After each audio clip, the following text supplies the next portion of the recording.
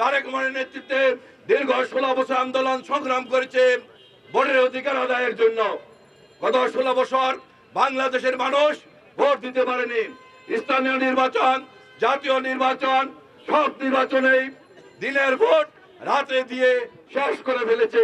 অবিলম্বে নির্বাচনের তারিখ ঘোষণার দাবি জানাচ্ছে।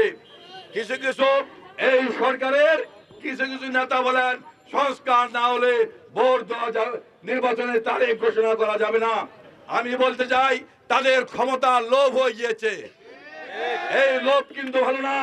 শেখ হাসিনারও দীর্ঘদিন ক্ষমতায় থাকা লোভ হয়েছিল, শেখ হাসিনা কিন্তু পালিয়ে গিয়েছে।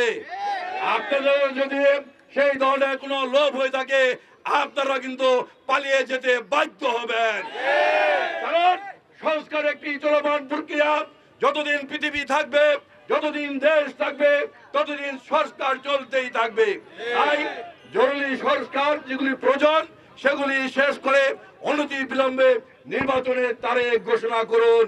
বাংলাদেশের নতুন ভোটাররা, বাংলাদেশের মানুষ ভোট দেওয়ার জন্য অপেক্ষায় আছে। কিছু কিছু বুদ্ধিজীবী, কিছু কিছু লোক আন্তর্জাতিক চক্রের সাথে মিলে আজকে বাংলাদেশের মাটিতে যে বিশৃঙ্খলা, যে সন্ত্রাস সৃষ্টি করার চেষ্টা করছে, গণতন্ত্র হত্যা করার জন্য যে চেষ্টা করছে, আমরা তারেক রহমানের নেতৃত্বে ঐক্যবদ্ধ হয়ে সকল চক্রান্ত, সকল ষড়যন্ত্র আমরা প্রতিহত করবই করব।